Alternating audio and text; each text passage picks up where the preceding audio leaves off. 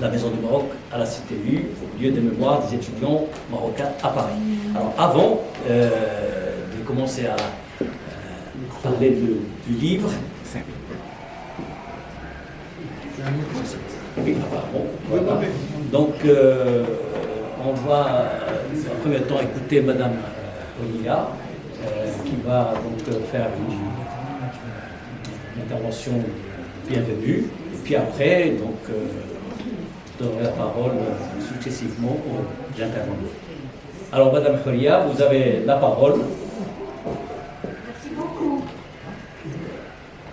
Mesdames, Messieurs, chers professeurs, chers amis, au nom du Centre Mohamed Hassan Ouazzani pour la démocratie et le développement humain, j'ai le plaisir de vous souhaiter la bienvenue en ouverture de la présentation du livre La Maison du Maroc à la Cité U, lieu de mémoire des étudiants marocains à Paris.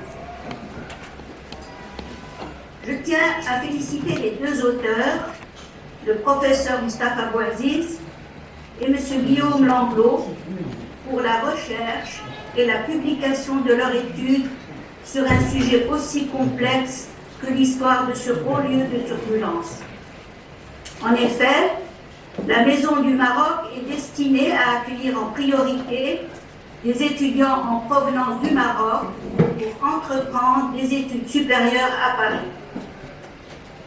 Moustapha Bouaziz, professeur émérite à l'Université Hassan II, est un intervenant régulier dans nos conférences et colloques, et c'est avec un réel plaisir que nous avons convenu avec lui l'organisation de la présentation de cet ouvrage qui vient d'être publié à Paris. Cette synthèse historique devrait intéresser, au-delà des anciens de la Maison du Maroc, un public invité à prendre connaissance d'une période d'intense militantisme qui a animé toute une jeunesse marocaine dans la deuxième partie du XXe siècle et du début du XXIe siècle. Toute une élite qui a marqué l'histoire du Maroc contemporain a été impliquée dans le destin compliqué de cette institution marocaine au sein de la Cité universitaire internationale de Paris.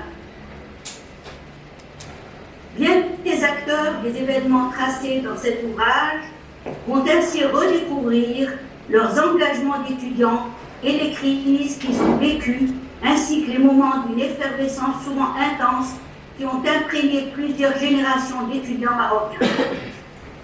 Ces derniers ne pouvaient pas être indifférents au mouvement étudiants qui ont agité Paris dans les années 1960 et au-delà, ni ignorer leurs aspirations à créer une nouvelle société porteuse de mutation des institutions et des rapports sociaux. La patrie marocaine sera à son tour happée par les mouvements contestataires dont le livre analyse leur émergence et le pluralisme des activités militantes. Je tiens donc à remercier le professeur Moustapha Bouaziz très chaleureusement pour son engagement et pour la mobilisation de son co-auteur, M. Guillaume Lamblot, historien français, spécialiste reconnu de l'histoire du Maroc contemporain, notamment par ses recherches sur la rue du Maghreb et le mouvement national marocain.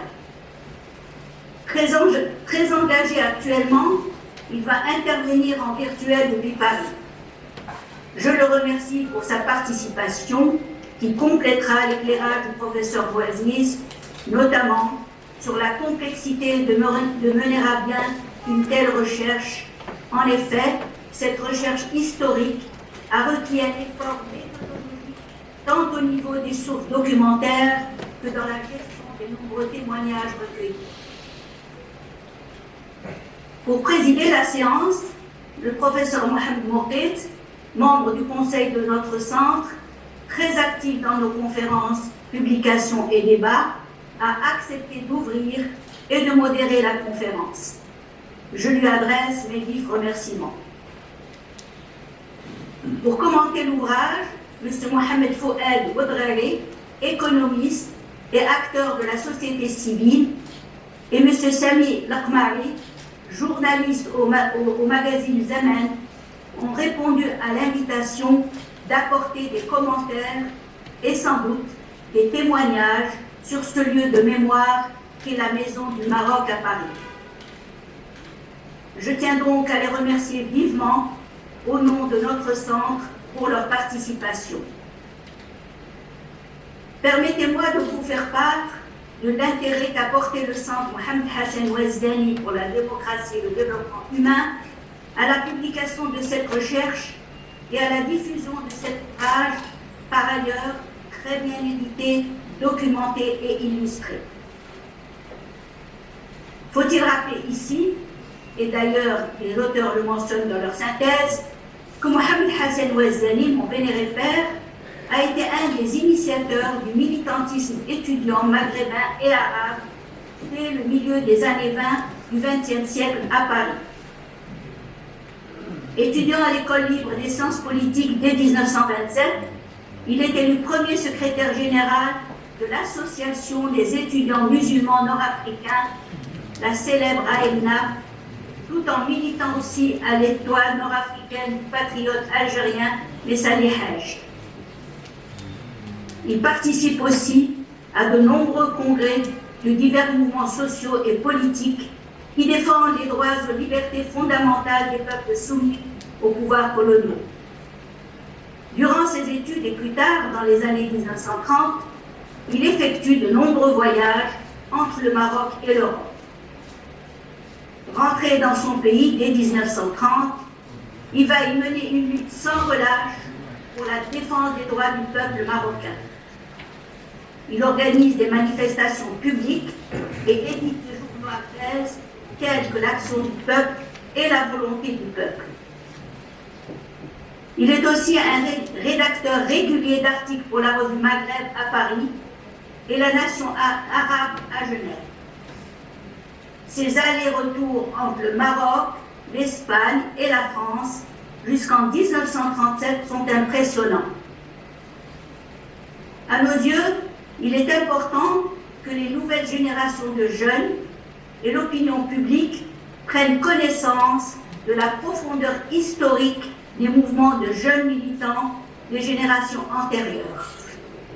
Et nous espérons que la publication du livre présenté ici pourra y contribuer. Puis-je encore vous signaler que dans son intervention, lors du colloque virtuel organisé par notre centre le 23 octobre 2020, Madame Olivia Holmberg-Luce, docteure en histoire de l'Université d'Oxford, a traité du militantisme et de l'activisme estudiantin à Paris, à Genève, au Caire et à Fès, et de son rayonnement à l'époque du combat national mené notamment par Mohamed Hassan Ouazdani. Selon l'historienne britannique, ce leader figure parmi les pionniers de la pensée émancipatrice et de l'action anticolonialiste globale. L'intégralité de son intervention est accessible sur notre site web. Et d'ailleurs, sa thèse, elle est sur Internet également. Dois-je vous indiquer que selon nos pratiques, à l'issue des exposés et des commentaires, tous les participants sont invités à prendre part au débat. Je tiens aussi à signaler que les exposés et le débat sont enregistrés et seront prochainement disponibles sur notre site. C'est la raison pour laquelle il est important que les intervenants annoncent leur identité, nom, éthique ou fonction pour que les auditeurs puissent mieux saisir les interventions. Toutes nos précédentes conférences, en présentiel et en virtuel, sont accessibles sur notre site internet ainsi que sur YouTube, Facebook, Instagram et LinkedIn. Enfin, j'adresse mes vifs remerciements à Mademoiselle Maha Stellat et à Madame Marine Abou Abdillah pour l'organisation de la présente conférence. À vous la parole, professeur Moukrit, pour présider la séance. Très bien, merci beaucoup Madame Fouria. Donc on va démarrer notre rencontre, qui va porter donc sur l'ouvrage publié par M. Moustapha Bouaziz et par M. Donglo. L'intitulé du livre, c'est La Maison du Maroc à la Cité 1, cité universitaire, lieu de mémoire des étudiants marocains à Paris. J'imagine que la présence de l'auditoire ici est constituée de pas mal d'anciens étudiants à Paris et probablement d'anciens locataires, peut-être en tout cas, de la maison. Je suis de ces étudiants marocains anciens à Paris, mais qui n'a jamais eu la chance, ou peut-être la malchance, d'avoir logé à la maison Cité 1. Mais j'ai, donc, étudiant marocain, été présent à la maison, notamment pour assister aux activités de l'UNEM, qui était donc souvent donc, une activité faite dans le lieu de cette maison. Alors, je ne prends pas longtemps la parole. Je vais donner la parole dans un premier temps à M. Donglo, le co-auteur, qui va présenter l'ouvrage. M. Donglo a été déjà présenté, professeur à la Sorbonne et spécialiste en histoire contemporaine. Ensuite, je donnerai la parole à Si Moustapha Bouaziz, qui va peut-être davantage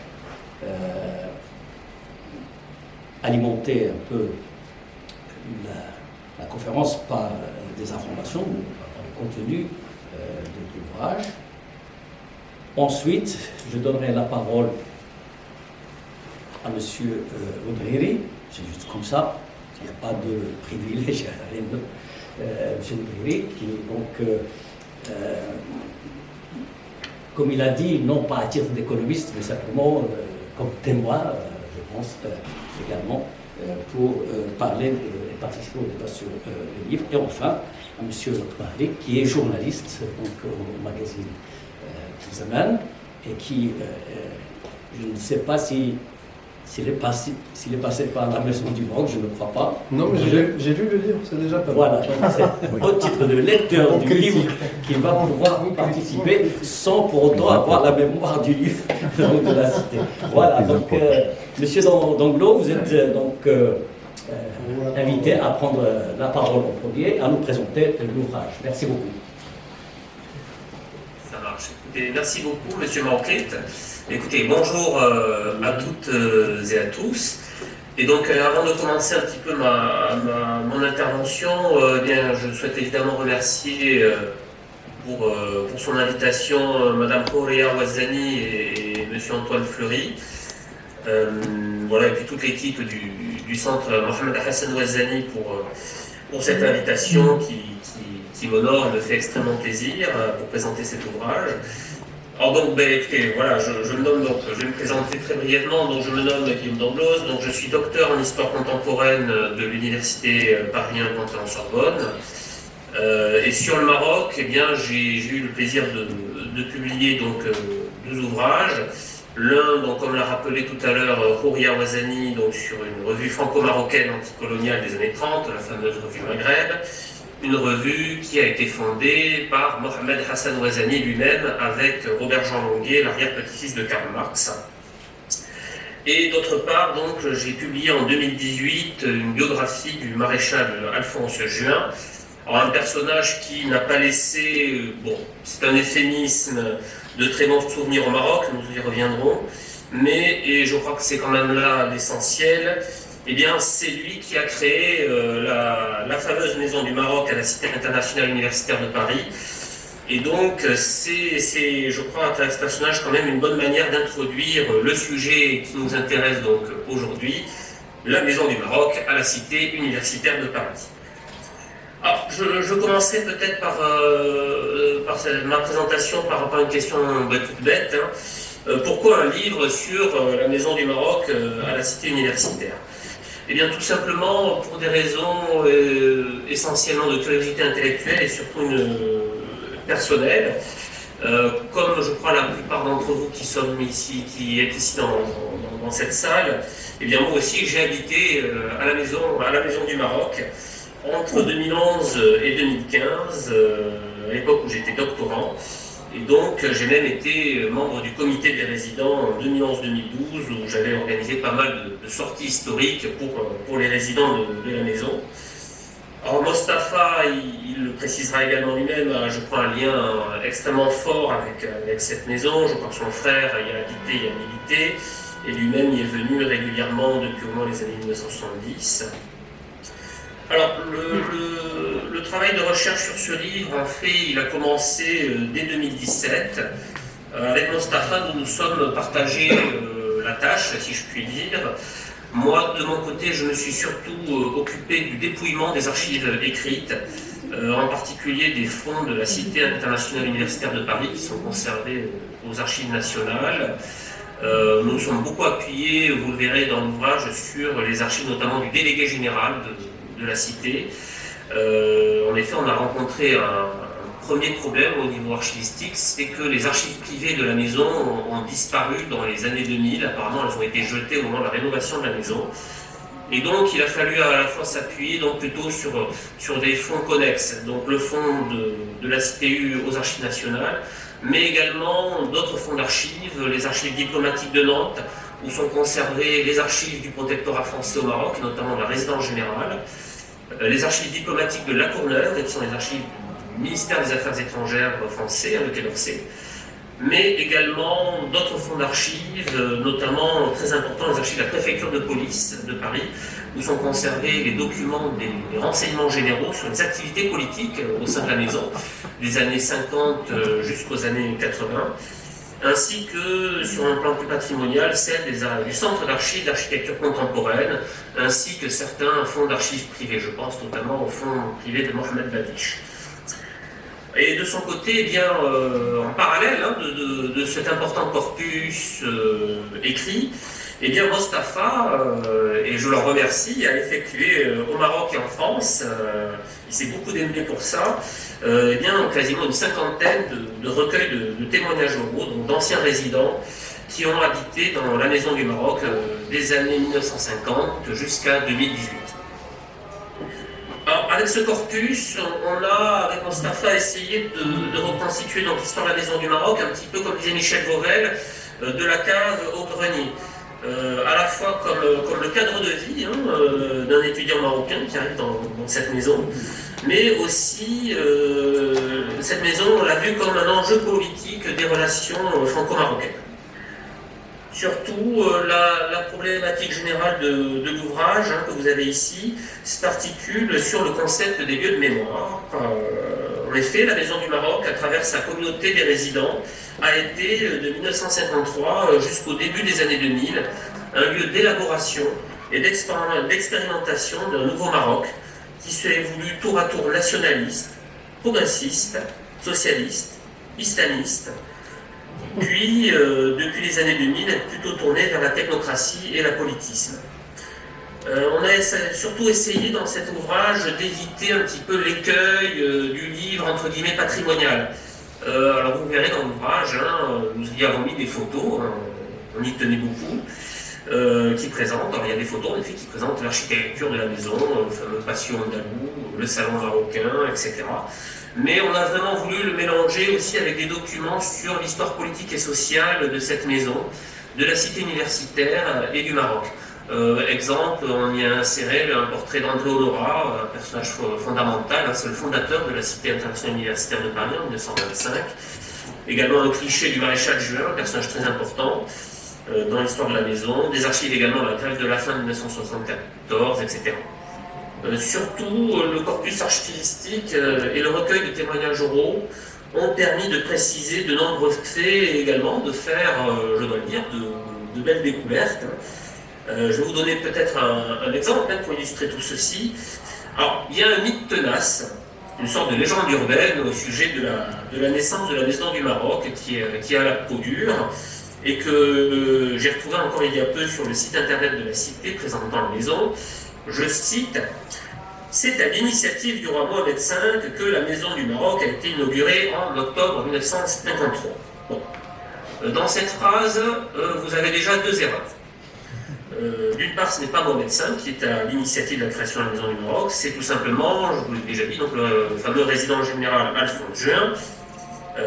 C'est lui-même qui, en novembre 1947, sur les conseils de Roger Tabot, le directeur de l'instruction publique du protectorat à l'époque, et à la demande d'André Aunerat, le fondateur de la Cité universitaire de Paris, eh bien, qui a décidé de créer la maison. Et deuxièmement, la maison eh bien, n'a pas été inaugurée. Elle n'a pas été inaugurée tout simplement puisque en octobre 1953, vous le savez, le sultan a été exilé 2 mois auparavant, donc le 28 août 1953.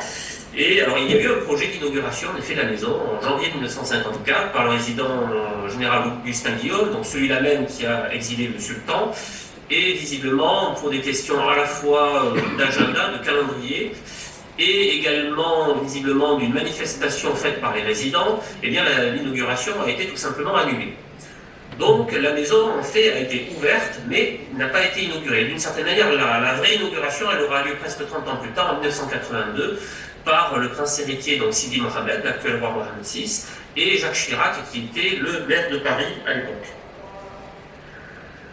Donc la Maison du Maroc, c'est donc avant tout eh bien, une création coloniale avec un objectif qui est tout simple, qui est très simple.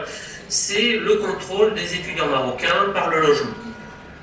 On peut remonter, alors dans l'ouvrage on remonte aux années 1928-1930 pour décrypter un peu la genèse de cette maison, où en fait, malgré les demandes à l'époque d'André Aunerat, au milieu des années 20, eh bien, les résidents généraux au Maroc de l'époque, Théodore Steg et Lucien Saint, ont bloqué la création d'un premier projet qui était essentiellement le projet d'un pavillon nord-africain qui aurait regroupé les étudiants marocains, tunisiens et algériens.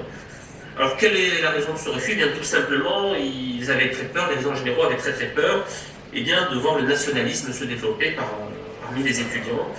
Et on peut le dire, cette crainte était certainement fondée. Dès l'ouverture de la Maison du Maroc en 1953, la cellule parisienne du parti de l'Estarclède est majoritaire parmi les résidents.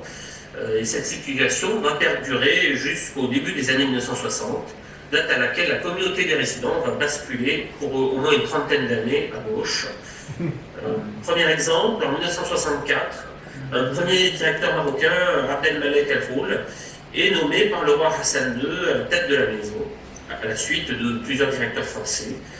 Ces relations avec les résidents vont être de suite assez orageuses.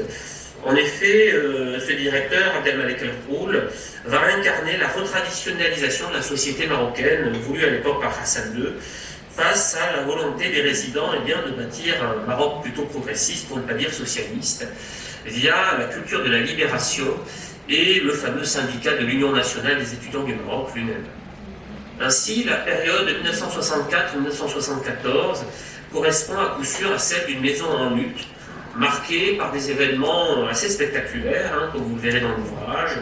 Notamment en mai-juin 1968, eh bien, il y a l'expulsion du directeur par les étudiants, suivie d'une phase d'autogestion, puis de gestion concertée, également 2 grèves de la faim, une campagne pour libérer un étudiant arrêté par la police française, Hamid Berada, l'invasion par les résidents de la Maison du Maroc de l'ambassade du Maroc à Paris, et surtout par la fermeture de la salle de conférence en juillet 1974 à la suite d'une grande grève de la faim.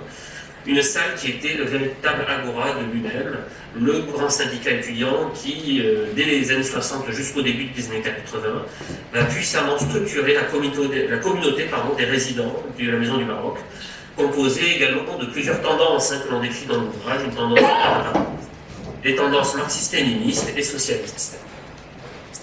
Alors, peut-être une des premières ruptures, une deuxième rupture plutôt de cette maison, de l'histoire de cette maison, c'est la rénovation en 1982 par l'architecte Hassan II, André Paccard, qui marque le retour du palais avec la marocanisation de l'architecture de la maison, notamment composée avec l'ajout de plusieurs standards, un hammam, un salon marocain avec des éliges superbes qui existent toujours, un patio andalou et également une salle de prière. Cependant, tout au long de la décennie 1980, la gauche va rester majoritaire au comité des résidents et va développer, on pourrait dire ce qu'on a appelé nous, avec Mostafa, l'âge d'or des activités culturelles au sein de la maison. Cependant, cette hégémonie va être petit à petit mise à mal par la présence de plus en plus massive d'étudiants islamistes à partir de la fin des années 80, qui vont officiellement prendre le contrôle du comité des résidents en 1995. Ils vont garder le contrôle du comité pendant quelques années, jusqu'en 2001, date à laquelle la maison va être envahie en septembre 2001 par une centaine de squatteurs pendant quasiment plus d'un an. Et c'est une période, c'est peut-être la troisième grande rupture de l'histoire de cette maison, car c'est une des thèses du livre. La mémoire de la maison s'est perdue à ce moment-là. En effet, elle va être à l'abandon entre 2002 et 2006, puis après être rénovée entre 2006 et 2008 par l'architecte Fikri Ben Abdallah. Et donc, nouvelle rupture, une nouvelle ère s'ouvre en 2008 avec la réouverture de la maison. Mais en effet, est-ce que l'on peut encore aujourd'hui parler d'une communauté des résidents? Rien n'est moins sûr, et ça sera peut-être aussi un des thèmes et des enjeux du débat qui va venir. Voilà, donc je vous ai fait ici peut-être une présentation très synthétique de la maison, mais pour bien poser le débat et les bornes chronologiques un petit peu de cette histoire absolument passionnante et de ce très grand lieu de mémoire, de ce haut lieu de mémoire, je dirais turbulent du Maghreb à Paris. Voilà. Je pense que Mostafa va compléter ce que je viens de dire, et je reste à votre entière disposition pour le débat de tout à l'heure. Je vous remercie. J'ai eu la chance ou la malchance d'avoir logé à la Maison du Maroc. Je rectifie, j'y ai logé quand même un mois, mais d'enseignant-chercheur invité à l'école des hautes études de sciences sociales, mais juste un mois, donc juste une petite précision. Alors avec Mostafa Bouaziz, donc pour avoir une seconde intervention sur l'ouvrage en tant que co-auteur. Alors si Mostafa il est à la fois historien et en même temps participant de ce lieu de mémoire, donc j'imagine que sa contribution reflètera à la fois le travail d'historien, peut-être témoignage de quelqu'un qui a quand même vécu dans ce lieu pendant un long moment. Alors je laisserai ça après les interventions des lecteurs. Mais je compléterai seulement ce que mon collègue Guillaume vient de dire sur l'exercice lui-même de la production de ce livre. C'est un exercice difficile qui nous a été... donc on s'est infligé, entre guillemets, nous-mêmes, pour justement le choix méthodologique d'être historien-professeur.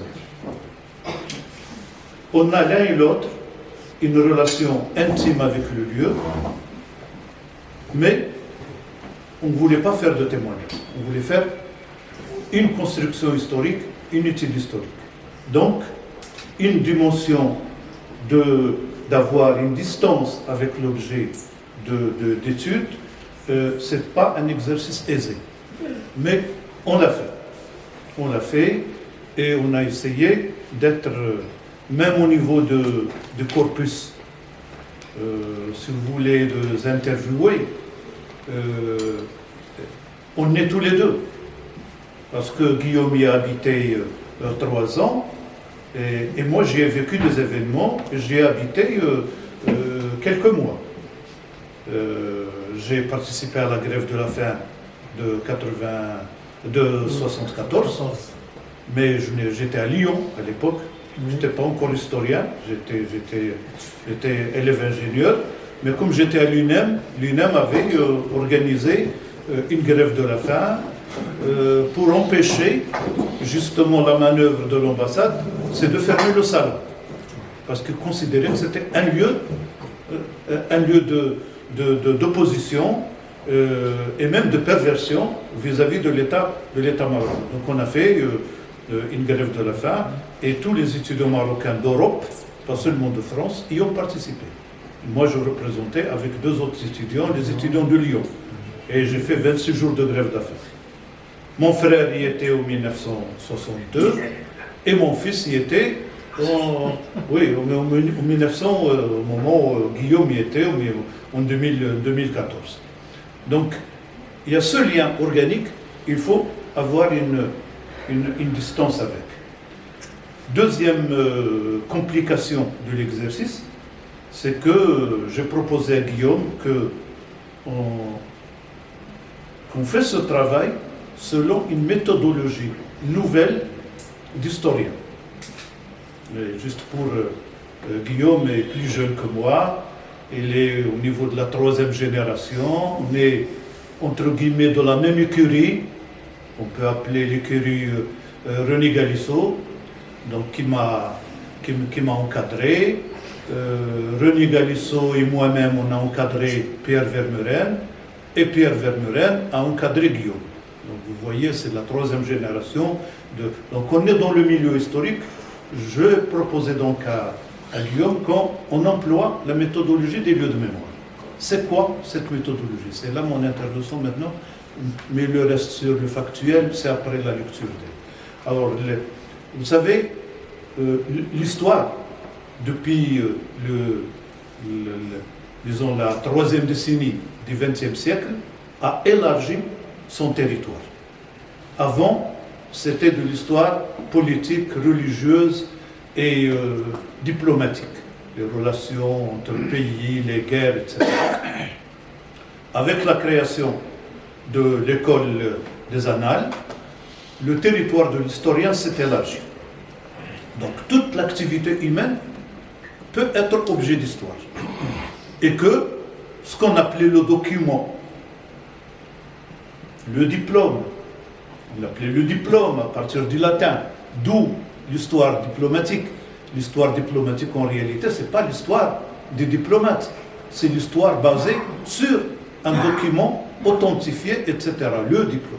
C'est de là, donc, même au niveau d'arabe, on traduit le tarikh diplomatie, le tarikh al-watha'iqi. Bien sûr, qui se base sur le diplôme. Alors, l'école des annales a élargi le concept de document.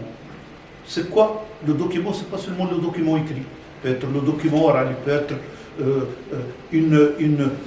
l'iconographie, peut être un bâtiment lui-même, etc.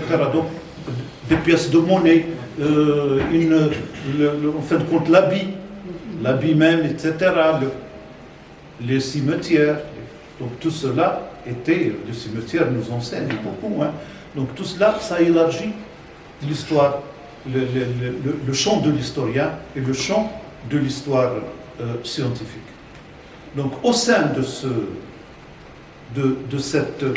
cet élargissement, l'histoire s'est mariée à d'autres disciplines scientifiques. En se mariant, elle était déjà mariée à la science politique, ça a donné l'histoire politique. Elle s'est mariée à la sociologie, ça a donné l'histoire sociale. Elle s'est mariée à l'économie, ça a donné l'histoire économique. Elle s'est mariée à la démographie, ça a donné la démographie historique. Elle s'est mariée à l'anthropologie, ça a donné l'anthropologie historique. Et elle s'est mariée aux mathématiques, et ça a donné l'histoire sérielle. Les polygames. Et l'histoire, oui, les polygames est très, très, très productive. On peut tromper l'histoire à condition de lui faire un beau gosse. Il en a fait pas mal, de belles filles et de beaux gosses. Bon. Alors, au niveau de l'anthropologie historique, une discipline s'est développée. C'est la discipline d'histoire des mentalités. Donc, c'est cette histoire des mentalités qui se base sur, disons, l'inconscient collectif intériorisé. L'inconscient collectif intériorisé et qui est commun, comme disaient les grands historiens, commun à Jules César et au dernier de ses soldats. Ou comme disait Michel Vauvel, qu'on vient de le dire Guillaume, du grenier à la cave. Donc on passe par ce commun-là et qui est inconscient. C'est le logiciel intériorisé qui guide les comportements collectifs. Et c'est ça l'histoire des mentalités. Elle est plus profonde que l'histoire culturelle. Parce que l'histoire culturelle, il y a du conscient. Dans l'histoire des mentalités, la mentalité, c'est la structure qui est intériorisée, mais qui guide les comportements, surtout en période de crise. Alors, l'histoire des mentalités donc, explique les comportements, explique les mouvements, les grands mouvements de foule, les grands mouvements de... Donc, cette histoire des mentalités a enfanté l'histoire des lieux de mémoire. Donc, l'histoire des lieux de mémoire, c'est une dérivée, un prolongement de l'histoire des mentalités. C'est quoi un lieu de mémoire? Un lieu de mémoire, ce n'est pas seulement une bâtisse physique. Ça peut être une bâtisse physique. Ça peut être un personnage. De Gaulle est un lieu de mémoire. Clovis est un lieu de mémoire. Mohamed Khamis est un lieu de mémoire. Allah al-Fassi est un lieu de mémoire. Al-Karim al-Khattabi est un lieu de mémoire. Ça peut être un événement fondateur dans une société. Pour nous les Marocains, la bataille de Trois-Rois est un événement fondateur. On le sort. Le Massira al-Khadra, la marche verte, est un lieu de mémoire. Le Qarawiyyin est un lieu de mémoire. Sijil Massa est un lieu historique seulement, pas un lieu de mémoire. Donc quelle est la différence entre un lieu historique et un lieu de mémoire? C'est que dans le lieu de mémoire qui est lieu historique, il y a un investissement continu de mémoire. Donc il y a des gens qui investissent là-dedans. À chaque période on a sa Qarawiyyin, à chaque période on a son image de Mohamed V, à chaque période on se reconstruit Wad Makhazin, à chaque période on se remémore le Massira al-Khadra. Donc il y a un investissement continu de mémoire. Donc voilà un peu ce que je voulais dire. Donc la Maison du Maroc, en quoi est-elle lieu de mémoire? Et pourquoi, à partir de 2002, il n'est plus lieu de mémoire? Parce qu'il n'y a plus d'investissement continu de mémoire. Qui investit? C'est des acteurs collectifs. L'acteur collectif à la Maison du Maroc, c'est la communauté des résidents. Elle est là, elle investit. Elle investit quoi? Elle se remémore quoi? Donc nous, dans la construction théorique et méthodologique des livres, c'est le Watan. Parce que dès le départ, le projet colonial a échoué. Dès l'ouverture, 1953, il a échoué. Les étudiants qui sont là-bas sont nationalistes contre la déposition du sultan, contre l'arrivée du général Guillaume. Vous voyez, dès les premiers jours. Et qu'est-ce que représentait Mohamed V? La légitimité marocaine. C'est quoi cette légitimité marocaine? Donc c'est, en France on disait la nation, mais comme la nation, ce n'est pas la Oumma, donc on a choisi le Watan, qui est un concept intermédiaire. C'est un peu plus grand que la patrie, un peu moins que la nation. Mais ce Watan, que le microcosme de la Maison du Maroc rendait vivant, donc c'est là l'investissement, rendait vivant, chacun y mettait son contenu. Le contenant était là, mais le contenu était différent, et les générations de résidents donnaient. Donc, on a donc un Watan patriotique et istiqlalia, on a un Watan populiste, on a un Watan radical marxiste, on a un Watan qui est devenu Oumma islamiste. Il n'y a pas de grande rupture. Il n'y a pas de grande rupture parce que la société marocaine n'a pas encore inventé son concept de nation. Elle est toujours, comme je dis dans mes autres recherches, à l'antichambre de la modernité. Et c'est pour ça qu'on traduit Oumma par nation, et on a deux constitutions, la constitution écrite en français, qui a un autre référentiel, et la constitution écrite en arabe, elle est d'essence religieuse. Donc, parce que la société n'a pas encore créé sa Oumma.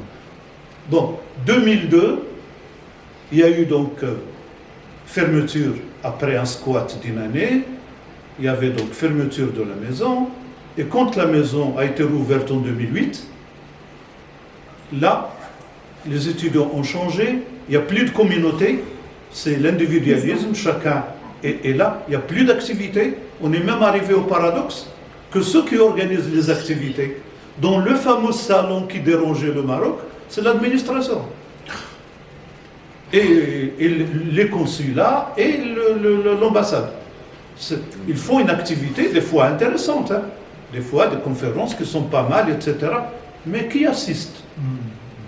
C'est des gens extérieurs qui viennent, et dans les 300 étudiants qui habitent la maison, il y a une dizaine ou une quinzaine qui assistent. Et ce n'est pas toujours les mêmes.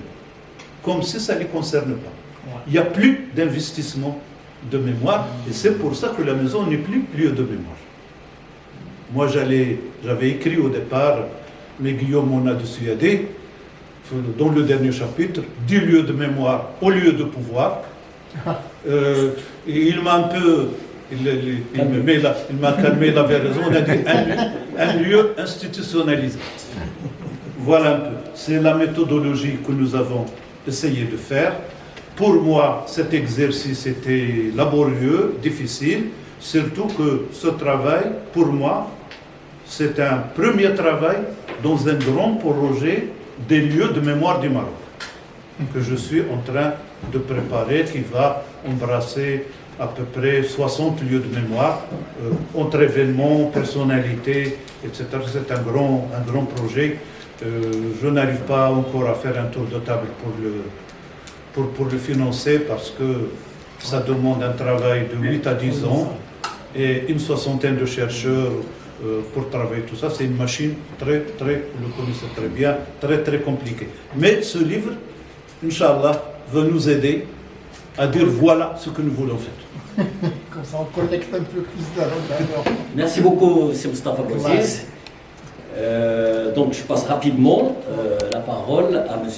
Poudriri, qui, je l'espère, va préciser un petit peu, d'une certaine manière, si je puis dire, à quel titre, en quelque sorte, il aura à lire, à réfléchir sur cet ouvrage. Merci. Mais un lieu d'affection. Tu es mon voisin. Tu as eu la gentillesse de me présenter le manuscrit déjà avant qu'il soit mis sous presse. J'ai remarqué, j'ai fait quelques petites remarques. Excusez-moi. C'est bon? Ah ben, voilà. Et donc, merci beaucoup au centre Sidi Mohamed Hassan Razani, un des fondateurs du nationalisme marocain du XXe siècle, qui reçoit toujours les belles perspectives, les belles initiatives. Et si tu permets, Moustapha, je vais être très affectif dans, dans ma façon d'approcher le livre, parce que vous avez tout dit, monsieur Danglot et vous-même, vous avez dit là, votre méthodologie de travail, tous les événements, donc je renvoie au livre, il est très bien structuré, il est très bien fait sur le plan historique. Moi qui suis féru de l'histoire, je trouve un grand plaisir à lire Moustapha, parce qu'il est dans la précision, dans la justesse. C'est comme un musicien qui, à chaque fois, il ne dit pas les choses à la légère. Et donc,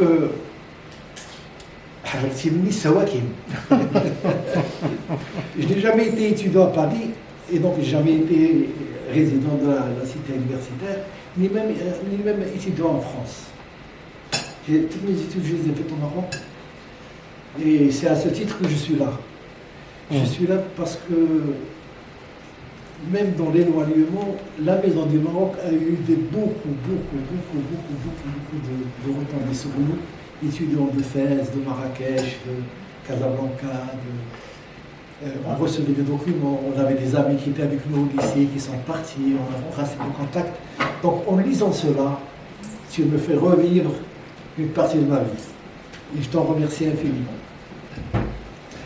Le livre, tel que je l'ai approché sous le prisme de l'histoire politique. Parce que dès le départ, premier jet, les auteurs nous mettent directement dans l'arène de la lutte politique au Maroc. Dans un premier moment, la lutte nationaliste et toutes les manœuvres du protectorat pour récupérer l'élite en formation, d'où la nécessité de créer un foyer.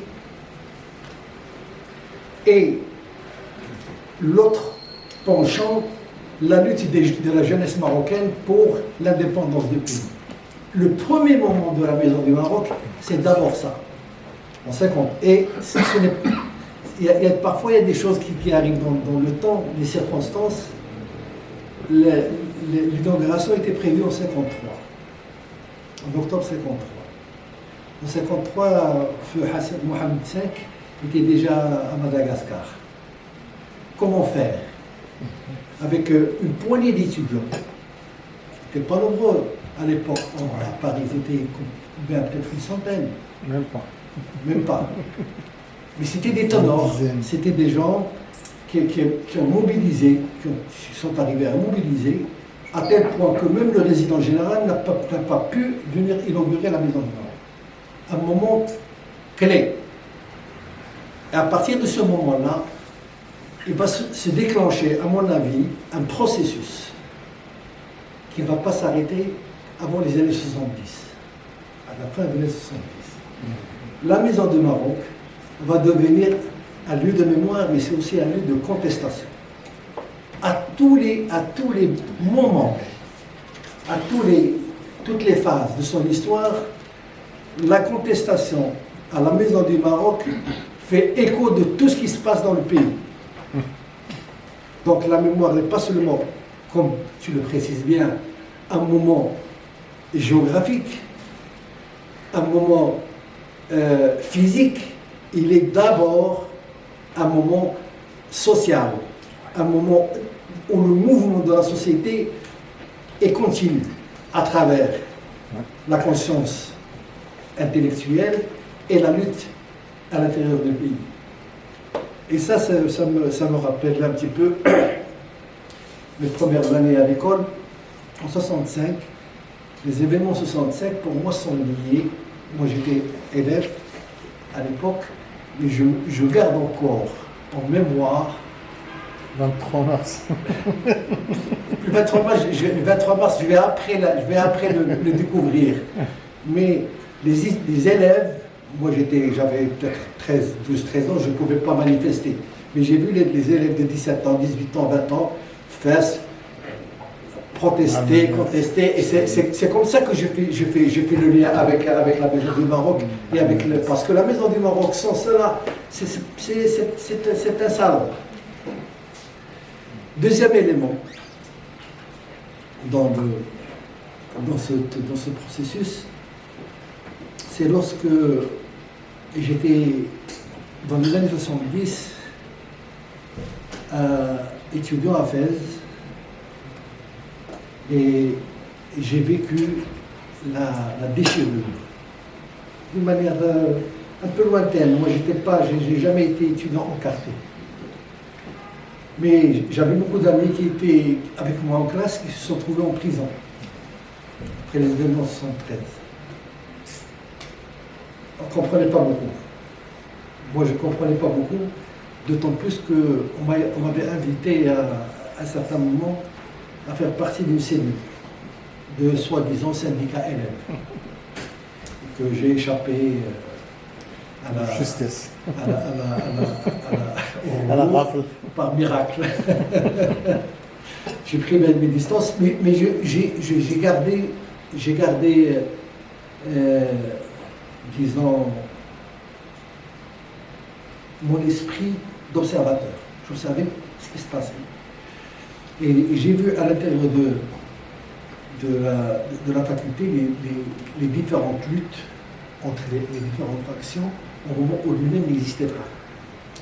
En 1973, l'UNEM a été complètement dissoute. Et c'est Paris, c'est la Maison du Maroc, voilà encore un autre lieu de mémoire, qui était le pendant pour nous. On recevait toutes les informations de là jusqu'en 1979 où l'UNEM a repris. Et la présence des étudiants de France, d'Europe en général, était très, très, très remarquée.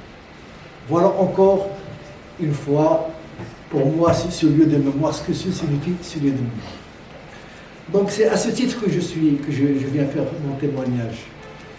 C'est Mustafa m'avait demandé de le faire en tant que mon caractère formation académique. Je lui ai dit, moi j'ai fait des sciences économiques, mais je ne pense pas que je peux être utile pour parler de la maison du Maroc. L'économie c'est autre chose. Surtout que j'ai une conception de la science économique qui n'est pas toujours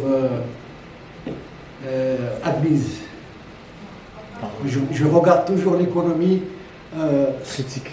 sous le prisme de deux concepts, la production et la répartition de la richesse. La production de la richesse et la répartition de la richesse, c'est pas toujours le cas du discours économique. Et donc, c'est à ce titre donc, que je suis venu faire mon témoignage. Ce livre est une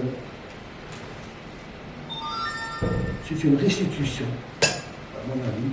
Je crois qu'il faudra peut-être le traduire en arabe. Parce que Il ne va pas échapper. il y a beaucoup de gens qui ignorent qui ignorent cette histoire. Moi, j'en parle parce que je l'ai vécu. À tel point que moi, j'ai été au congrès de l'UNEM sans être dans un parti politique ou dans une organisation. Il y avait tellement l'ouverture des débats où j'ai participé et on m'avait proposé d'être. Et après, je me suis rendu compte que j'étais parmi les gens du 23 mars. À mon insu. C'est vrai. Sans le vouloir, mais c'est extraordinaire. Voilà, donc moi, je ne peux pas dire plus que ça. Parce que après cette date 79-80, j'ai dû quitter le monde universitaire pour aller faire autre chose. Je me sens dans le privé, je garde toujours des relations. C'est mon voisin quand j'ai envie d'aller vers mes réflexions et mes soucis et mes doutes. Je m'adresse à lui et je trouve toujours parmi les gens qui me font confiance, que de temps en temps je titille par mes questions, parfois je l'inquiète par ma réflexion. Voilà. Je crois avoir été sincère par rapport à cette invitation que tu as bien voulu me faire. Merci, sincère. Merci beaucoup. Reste bien intervenant, monsieur le Bahri. J'espère avoir bien. C'est parfait. Donc, à vous la parole, monsieur le Bahri. Alors, merci pour l'invitation. C'est Mustafa Bouaziz. Merci aussi au centre Mohamed Hassan Ouazzani d'organiser ce genre de manifestation et pour toutes les activités culturelles que le centre peut organiser. Je suis donc Samir Kmari, journaliste au magazine Zaman, et je vais essayer de m'exprimer un peu à ce titre, c'est-à-dire peut-être un lecteur un peu averti par rapport aux livres d'histoire qui défilent pas mal dans mon bureau puisque c'est l'essentiel de mon métier. Et je vais essayer, c'est pas évident, mais de prendre du recul par rapport à l'un des co-auteurs qui est Mustafa Bouaziz, avec qui j'ai beaucoup travaillé et à qui je dois mon entrée, même si je ne suis pas historien, mais dans le monde de l'exploration de l'histoire du Maroc.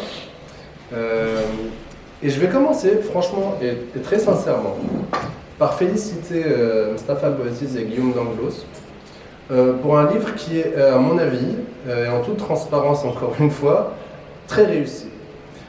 Déjà sur la forme, je vous le remontre, vous connaissez, mais je trouve que c'est un bel objet. Réussi au niveau esthétique. Et puis évidemment il n'y a pas que ça, il y a la méthodologie dont a parlé Mustafa Bouaziz et qui est pour moi fondamentale dans l'accessibilité de cet ouvrage. Je trouve que c'est un livre qui est dans l'air du temps. Pas trop épais, pas trop académique, c'est très important à l'heure du numérique où on a tous tendance à vouloir simplifier et vulgariser. Et je pense qu'en utilisant cette approche, il va permettre à des lecteurs qui ne sont pas connus forcément pour être des lecteurs de livres d'histoire, de s'intéresser à ce livre. Au niveau du style aussi, concis, précis. Je reconnais la patte de Monsieur Guillaume d'Anglos, dont je recommande les 2 livres, mais essentiellement la biographie du maréchal Juin, qui est vraiment un très très beau livre. Je reconnais aussi l'effort qui a été demandé et qui a été fourni certainement par Mustapha Bouaziz pour, développer un esprit de synthèse qui le heurte quelquefois, parce qu'il a besoin de place pour bien expliquer les choses. Mais je pense que cette démarche, elle va dans le sens d'une approche d'un plus grand public, d'une sensibilisation. Et c'est dans cette même nouvelle tendance, comme l'a très bien expliqué Mustapha Bouaziz, qu'il faut parler des lieux de mémoire. C'est clairement un manque dans notre littérature ici au Maroc. Je suis bien placé pour le savoir, puisque c'est évidemment l'essence de mon métier d'essayer de trouver des sources pour en faire des articles. Et nous manquons de références sur les lieux de mémoire. Et ça, c'est quelque chose qu'il va falloir assez vite, à mon avis, régler. Il me semble que le Maroc est dans une période, vous l'avez tous constaté, où il donne beaucoup d'importance à son patrimoine, des fois pour des raisons idéologiques ou politiques, mais peu importe. C'est une nouveauté par rapport à ce qu'on avait avant, c'est-à-dire un intérêt pour ce qui est patrimoine marocain, et je pense que la Maison du Maroc à la Cité universitaire de Paris peut être considérée aussi comme un patrimoine, ça se discute. Donc voilà, c'est cette approche que je veux saluer. Et si j'ai bien compris, Mustapha Bouaziz parlait d'une 60aine de lieux de mémoire. Si vous pouvez nous faire une 60aine de livres, ce serait quand même pas mal. Bon courage, mais ça serait pas mal. Alors ça, c'est en ce qui concerne la forme. Un livre accessible, un objet esthétiquement sympa. Et il y a aussi le fond, évidemment, que j'ai beaucoup apprécié. J'ai dû le lire un peu rapidement pour rien vous cacher, mais la lecture a été très facile. Et ça, c'est toujours un bon signe. Il y a bien sûr, c'est les anecdotes qui vont refléter un petit peu l'histoire contemporaine du Maroc, et ce livre accompagne très bien d'ailleurs l'histoire contemporaine du Maroc. On a la lorgnette de la Maison du Maroc à la Cité universitaire, mais à travers, évidemment, c'est toute l'histoire marocaine contemporaine qui se dessine dans ce laboratoire qui est ce lieu, mais c'est aussi un bon moyen de réviser l'histoire contemporaine du Maroc. La qualité des intervenants, des interviews, un vrai travail journalistique aussi. On devine aussi la patience que ça a dû prendre, non seulement pour les interviews, mais aussi pour l'exploration des archives.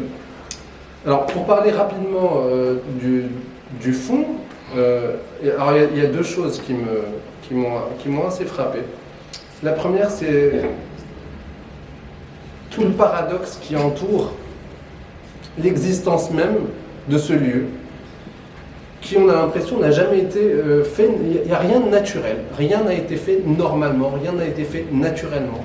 De sa conception à sa non-inauguration, à son abandon dans les années 2000, voilà, tout est décalé, tout est paradoxal. Même le fait de vouloir, pour une puissance coloniale, de venir dans un pays comme le Maroc avec une intention de mission civilisatrice, c'est les termes qui étaient utilisés, et qui se heurtent finalement à sa propre conception de la chose, c'est-à-dire si on vient en mission civilisatrice, il faut quand même bien donner une éducation adéquate aux gens qu'on vient prétendument civiliser. Et le simple fait d'avoir une démarche si compliquée à l'ouverture d'une maison du Maroc au sein de la Cité universitaire de Paris montre bien, à mon avis, tout ce paradoxe de on a envie de le faire, mais on a peur de le faire. Et ça va se prolonger même au-delà de l'indépendance et le rapport conflictuel avec le pouvoir au Maroc, c'est quelque chose de très intéressant à noter. Et la deuxième chose qui m'a frappé aussi, et ce sera mon dernier point, c'est à quel point ce lieu s'est dépolitisé. C'est-à-dire qu'on a, sur une échelle de quasiment un demi-siècle, un bouillonnement intense d'étudiants qui sont actifs sur le plan politique, militants. C'est-à-dire que c'est quelque chose qui est inhérent à leur vie. Et on a l'impression que d'un coup d'un seul, passé les années 2000, plus de politique, plus d'implication, plus de militantisme, plus d'individualisme, moins de communautarisme. Et c'est pour moi quelque chose qui est venu très soudainement et qui a attiré mon attention. Je ne sais pas comment je le juge, les deux auteurs, mais c'est un phénomène qui n'est d'ailleurs pas propre qu'au Maroc.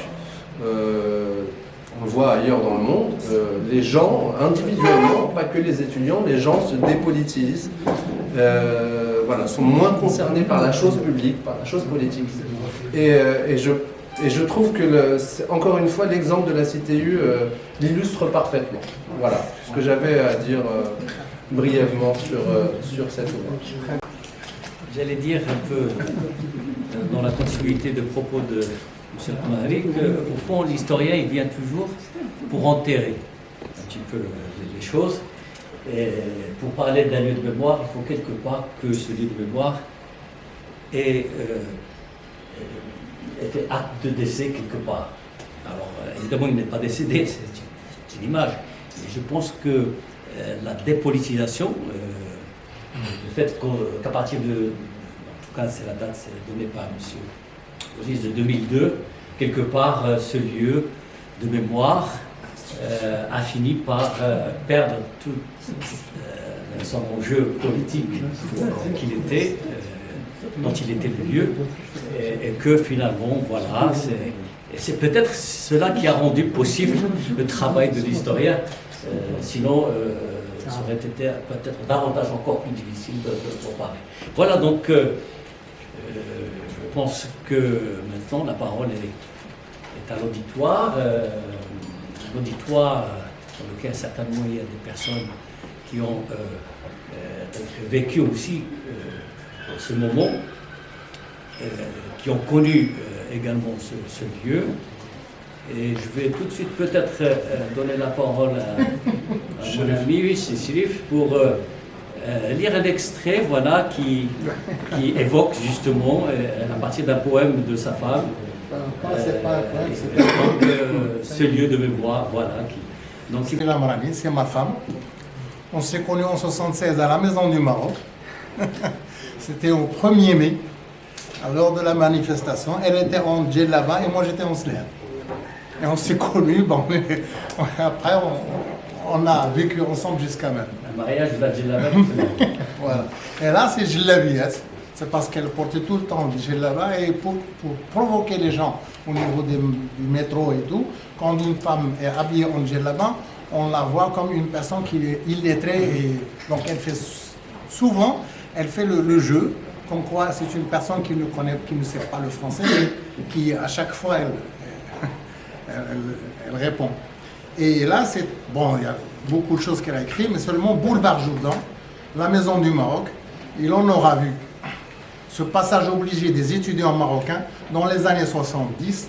Il sert de petit champ de bataille et d'apprentissage de la vie politique où les étudiants marocains s'en donnent à cœur joie avant le grand retour. Retour lâche ou courageux vers le vrai lieu de lutte. Mais les pierres se taisent et nous sommes les fils d'aujourd'hui. Laissons cela, parlons plutôt camaraderie, rencontre. C'est-à-dire, il y a des gens qui luttent à l'extérieur, mais dès qu'ils rentrent chez eux, soit qu'ils pista, ما كيبقاش كيف كان داك اللي كان كيغوت او لا كيبقى غادي في سميتو دونك الا بقى شاد في سميتو غيدخل الحبس. C'est tout. Et on s'est connus et je voulais poser une question assez oisive parce que il y avait la Yemna. Est-ce que vous avez un petit peu cherché au niveau de l'association des musulmans nord-africains, parce que c'était avant, et en même temps de la rue Serpente, où il y avait l'AMF, l'Association des Marocains en France. Parce que moi je suis parti dans les années 72, et c'était l'année, si vous savez, juste après le putsch, et tous les étudiants avaient droit à une bourse. Donc moi, si je suis parti en France, c'est grâce à cette bourse. Qu'on soit pratiquement fils de riche ou fils de pauvre, on avait cette possibilité. Moi, personnellement, je partageais ma bourse de France avec mes parents ici. C'est-à-dire, je leur envoie un petit peu d'argent parce qu'on pouvait travailler. Et c'était la fougue. Et c'était la génération qui était très politisée. Et après cette génération, on a interdit la philosophie dans les études pour ne pas faire au niveau de... Et l'année, c'est-à-dire la rue Serpente, si vous pouvez me répondre, et en même temps, après la Massir al-Khada, on a revu, c'est-à-dire que les groupes qui venaient, ils ne se politisaient pas parce qu'on les entourait, on les formait. Mais à un certain moment, après 75 ou 76, on a assisté à des gens qui venaient et qu'on est un petit peu s'éclipser pour ne pas rentrer dans la politique, parce qu'il y avait quand même des gens qui ont passé, comme il a parlé ici, des gens qui étaient moi j'avais des amis qui étaient en prison pendant 12 ans, pendant 15 ans, et moi j'ai échappé. Donc, j'étais obligé de ne pas rentrer pendant 5 ans. Je ne pouvais pas rentrer parce qu'il a fallu attendre un petit peu l'amnistie. Et cette fougue dont il parle, lui, maintenant, qu'est-ce qu'on peut dire sur la génération, maintenant, les générations qui viennent aujourd'hui, actuellement, et là-dedans, qu'est-ce qui se passe? Je suis ici, c'est parce que je suis venue par curiosité. Je n'ai jamais été dans cette maison du Maroc. J'ai fait toutes mes études à Fès, comme M. Oudreri, et à Rabat. Et par contre, c'était à la même période à peu près. Et nous avons vécu cette vie estudiantine où tout venait justement de cette maison du Maroc. Et donc, je m'attendais, c'est dommage, il n'y a pas beaucoup de gens qui sont là pour témoigner. Et je suis venue justement pour écouter, pour comprendre un tas de choses. Et puis, par exemple, bien sûr, en ce qui concerne sa naissance, son développement, etc. Et tout le monde se demande, comme vous, monsieur Sami, le fait que maintenant, c'est sans la politique, il n'y a plus rien. Pas de militantisme. Et tout est mort, que ce soit sur le plan politique et culturel. Parce que ça fait aussi un autre grand chapeau, c'est d'avoir été un responsable dans une organisation politique de gauche. Donc il a évolué dans ce milieu. Je me suis toujours posé la question,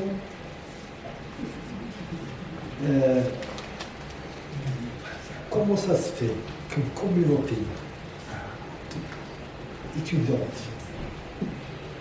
soit aussi chargée, lourdement chargée, de jouer un rôle politique qui est plus grand que cette communauté.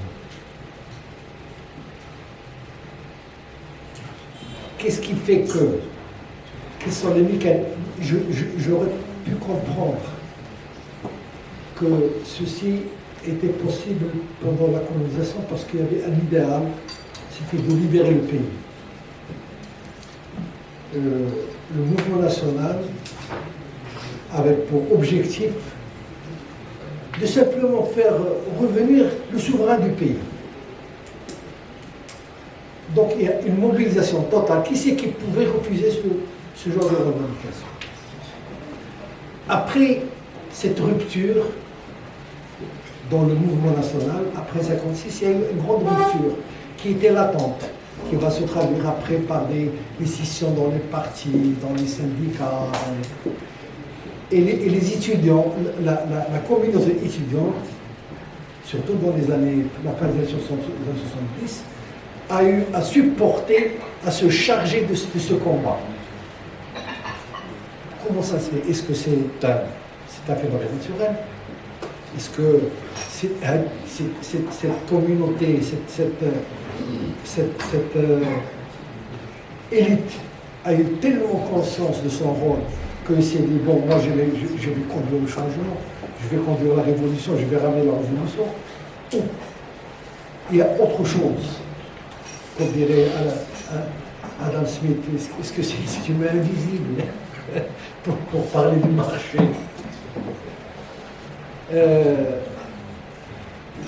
Deuxième élément, je crois que on dit que dans le pays, les gens ne font plus de la politique. Moi, je crois que les gens font de la politique autrement. Par résistance, par développement d'un discours, d'une façon de voir les choses.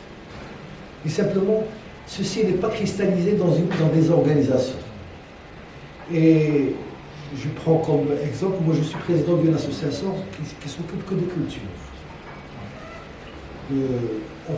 On chante, on lit des poèmes, on organise des conférences sur des thèmes. Mais quand je réfléchis, on fait un acte de résistance à ce qui se passe.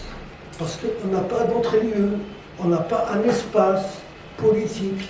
J'aurais aimé être dans un parti politique où il y a des débats, où il y a de la démocratie, où il y a le partage, où on accepte que tu sois différent des autres. Et ça renvoie, et je crois que l'anthropologie culturelle doit nous expliquer cela. Comment ça se fait qu'après 40 ans, 50 ans de lutte, on n'arrive pas encore à avoir un espace dédié à ce genre de débat? Tout se passe à l'extérieur. Tout se passe à l'extérieur. Jusqu'à quand?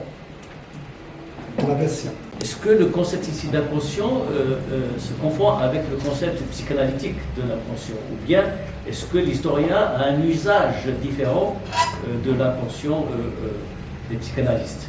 J'ai mon idée, mais bon, je vous laisse répondre. C'est pas mal. Voilà, donc on peut éventuellement donner la parole à nouveau à nos deux historiens. Voilà, donc on va donner la parole à M. Danglot pour réagir, et ensuite à si Mustafa Francis. La méthode de la psychanalyse, bon, moi, à titre personnel, je ne l'utilise pas. Je ne sais pas ce qu'il en est de Mostafa. Moi, à titre personnel, je pense que c'est toujours un peu compliqué d'utiliser la méthode de la psychanalyse ou même de l'inconscient en histoire, parce qu'il y a toujours le problème de la contextualisation, la mentalité d'une époque, même il y a 30, 40 ou 50 ans, alors au-delà, j'en parle même pas. À mon avis, il y a toujours une part d'inconnu pour moi sur cet aspect-là. À titre personnel, bon, voilà. Moi, je ne l'utilise pas à titre personnel pour les recherches, notamment pour tout ce qui est avec les archives, etc. Concernant peut-être la dépolitisation que Sami Lakmari a bien noté, je crois que ça a été un des sources du débat tout à l'heure. Oui, alors en effet, c'est une des vraies ruptures des années 2000. Et alors là, pour le coup, c'est du vécu, on va dire. Puisque moi, quand j'étais arrivé à la Maison du Maroc en 2011, alors là, tout ce qui était littérature livre politisation était totalement banni de la maison. C'est-à-dire, je vous donne un exemple très, très concret, il y avait une bibliothèque à la Maison du Maroc qui était extrêmement, énormément de livres, notamment en sciences humaines, mais aussi dans toutes les matières scientifiques. Et cette bibliothèque avait été maintenue hermétiquement fermée par le directeur depuis la réouverture de 2008. Et vraiment avec un directeur très, très obtus vis-à-vis de l'idée même de fournir des livres aux résidents de la Maison du Maroc. Et donc c'était moi qui avais réussi à la faire réouvrir, alors ça avait été toute une négociation un peu rocambolesque. Alors comment expliquer un peu ce phénomène? Oui, il y a évidemment eu un des directeurs que je ne citerai pas qui clairement a voulu dépolitiser la maison. Ce directeur, il a même été, je crois, traumatisé par le squat de 2001. Maintenant, je crois qu'aussi la sociologie des résidents a beaucoup changé par rapport même aux années 90. C'est-à-dire que moi, quand j'étais résident, il y avait très très peu de doctorants et surtout très peu d'étudiants en sciences humaines. C'était essentiellement des étudiants qui étaient en école de commerce, en ingénierie ou en médecine qui étaient présents. Beaucoup étaient stagiaires en entreprise. Et il y avait, voilà, donc c'était, je pense que c'est un des facteurs aussi peut-être de la dépolitisation de la maison. Hein. Il y a très peu d'étudiants de sciences humaines qui étaient présents dans la maison depuis la réouverture de 2008. Et à cela, donc, une volonté de la direction de l'époque, hein, oui, d'exclure tout mouvement politique de la maison. Et c'était étonnant parce que c'était au moment juste après le printemps arabe, donc 2011, donc je suis rentré en septembre 2011, et le printemps arabe, de toute évidence, n'avait eu malheureusement aucun impact dans la maison. Alors qu'au contraire, si on compare avec la maison de Tunisie, alors la maison de Tunisie, c'est tout le contraire. C'est une maison qui a été totalement dépolitisée dès son ouverture en 1953, l'ouverture de la maison du Maroc. Et jusqu'en 2011, en fait, c'est une des maisons les plus verrouillées tout d'abord par le régime Bourguiba et ensuite par le régime Ben Ali. Et ensuite, eh bien, c'est une maison qui est redevenue politisée justement en 2011. Donc c'est le processus inverse de la maison du Maroc. Voilà. Peut-être un petit... Alors, en tout cas, moi, c'est comme ça que j'avais ressenti à l'époque. Je ne sais pas si j'ai été précis ou pas.